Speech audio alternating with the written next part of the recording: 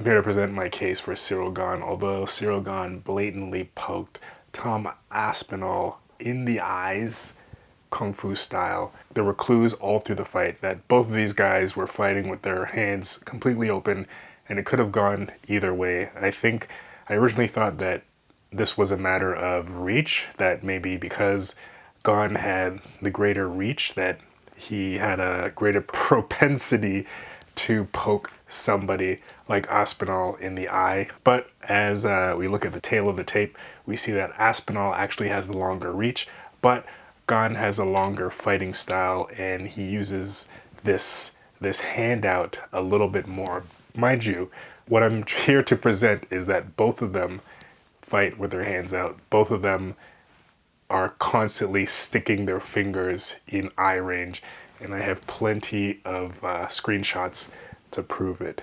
So here we go. There were many times Aspinall could have poked Gane in the eye, but the reason why I think that doesn't really happen is because Gane is always kind of feinting away, like he jumps in and he moves back. He's better at rolling with punches than most people, so as a result, he's a little bit less susceptible to eye pokes, because as the hand is coming forward, like Aspinall is also doing, Gane is always moving his face away from the hand. He's very good at rolling. Aspinall is not bad at rolling. He's good defensively, but like I said, he also reaches out quite a bit with the hands, and this is evident right from the very beginning of the fight. 457, you could see Aspinall already, fingers forward. 449, pointing out here that Gane kind of does fight with his hands open. This could be part of the problem. He, in defense, always has his hands open. He parries and he blocks everything he does with his hands open. There are many times when he's starting to fall forward and he reaches out with his hands to post against Aspinall. 448, Aspinall reaching forward, fingers pointed up, but Gane is always moving away when the hands are coming forward. 447, a little bit blurry, but we could see that Aspinall's fingers are pointed. 447, again, as Tom is coming forward, Gane, as he's moving away, he reaches out with his hands defensively. Not the greatest boxing defense to have two hands out like this. 442, we could see Tom with his hands up. He's not close to Gane, so not guilty in this frame. 441, we could see the fingers pointed forward.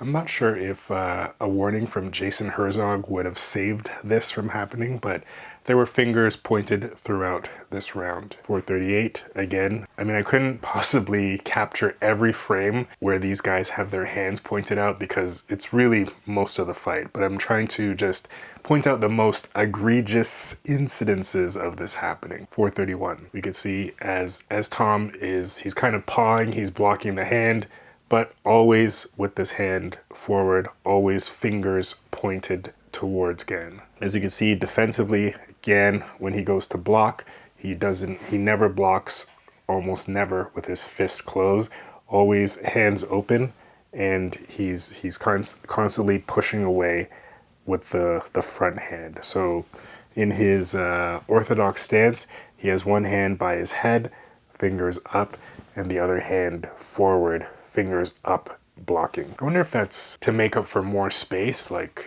closing your hands will be a smaller mitt for stopping the hands from coming forward. 424, again, Gane has a tendency to keep his hands open as he's blocking. Aspinall never fully in a tight fist. 422, as Gane is blocking with his left hand, we see Tom reaching out, fingers pointing forward. Part of the reason I think this is because these guys are also trying to grab the head, and if you're looking for the plum, then it only makes sense to have the fingers pointing forward. Grabbing an opponent really doesn't make much sense with the fingers closed, so I'm not sure how this problem can be solved. 416, again, Tom defending, fingers open. 409, Gane reaches forward, and then at 408, the very next second, Tom reaches forward, hands open. 359. Tom with his hands open. If Ciryl decides to shoot in, then he's catching some fingers to the eyes here for sure. 359. Now Tom decides to shoot in, and as he's shooting in, Ciryl goes to defend, hands forward, fingers forward. 356, the reaching out with the hands results in Gane trying to go for the plum, as Tom looks like he's going for the underhook. 355, Gane pushes away and circles away from the takedown attempt. 352, here we see Gane reaching out, blatant possibility for an eye poke to take place. If you watch frame by frame like this, these guys are always fighting with their hands open. 350, Aspinall reaching again. 348, Gane with his fingers pointing forward. 344, Aspinall goes for a nice body kick. Gane blocks it. 343, Aspinall reaches forward, open hands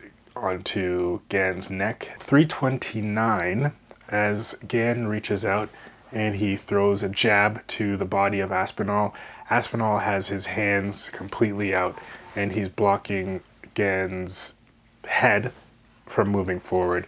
Fingers out a few inches away from the eyes. 327, open hands for Aspinall. 312, Aspinall does a nice kick, fingers forward. 311, we see Gane again, coming forward, hands open. 311 again, we see Gane with his hands on Aspinall's face. So as Aspinall is going to reach for the single leg, Gane pushes him away with his hand on the face. And as Aspinall tries to follow through with the takedown, Gane, actually he moves his hands down a little bit towards his chest to continue pushing off to circle away from the single leg attempt. And he starts to fall forward here. And as he's falling forward, he puts his hands on Aspinall to try to balance as he's falling forward. 310, he's totally falling forward. Two hands on Aspinall's chest, hands open. He stumbles as Aspinall moves back. He puts his hands on the mat and Aspinall drives forward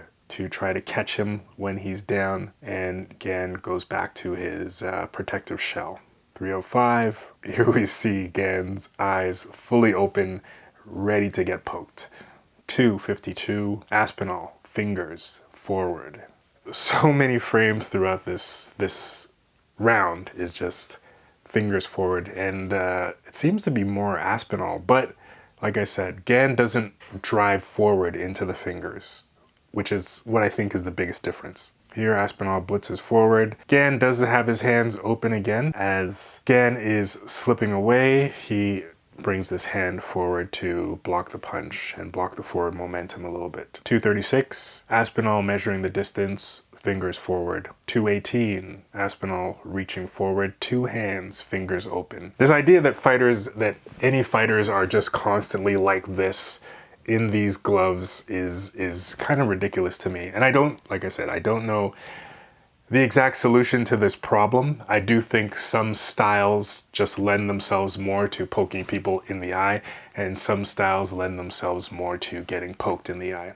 141, just a nice connection from Gane. 130, another spin attempt or spin fake from Aspinall. 126, Aspinall laughs about it, haha. 55 seconds. Tom has a nice leg kick, spins Gane around. 51, Tom is bladed up a little bit. 49, Aspinall reaches forward again. He's good with the right hand. Again, you can see he's always moving backwards when that punch comes in. He's good at rolling with it and moving with it, and he has a nice high guard. 37, Tom reaches out again, fingers forward, but Gane stands tall, so not in range of getting poked. Now, this is where everything kind of goes haywire. At 30 seconds, both men are starting to kick, and as they both kind of connect and they get into somewhat of a tangle of legs, Gane pushes away with his other hand. So as he's kicking, he raises his other hand. Not to blame Tom, but like I said, his style kind of throughout the fight has been lending itself more to getting touched in the face. As Gane moves forward with his hands, he gets two fingers into two eyes, Kung Fu style, like comically crazy deep into Aspinall's eyes. Aspinall going for the left hand, and as he's coming in for the left hand off of the kick, so he goes with the left kick, and then once he steps forward, he's going with the left hand.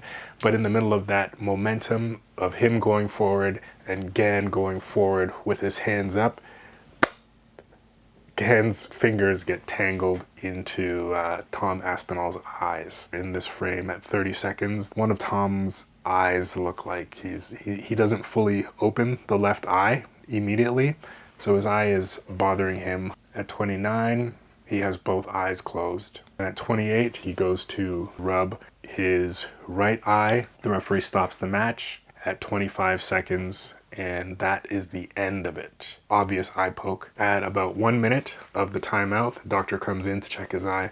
He says he cannot see any obvious damage to the orb, but Tom cannot see, and he does not go on with the match, which is fair. I mean, do you want to fight this beast of a man like Gane? It's probably not wise to continue a match like this with one eye compromised. So Tom does not continue with the match. He gets kind of piled on by the crowd for not continuing. I guess, you know, they drove all that way to see the match, and they didn't get their main event they were looking for. Herzog calls off the match at 4 minutes into the timeout. Gane is crushed. Tom is crushed. They do show some sportsmanship at the end. They dap it up at the end. But when you see the replay or the stills of the eye poke, it's obvious. Cyryl's left index finger is like one knuckle deep, maybe two knuckles deep into Tom's eye. Yeah, maybe, a knuckle deep. It's a knuckle deep in the eye. The middle finger that touches Tom's right eye isn't as deep, but it's maybe more of a scratching motion.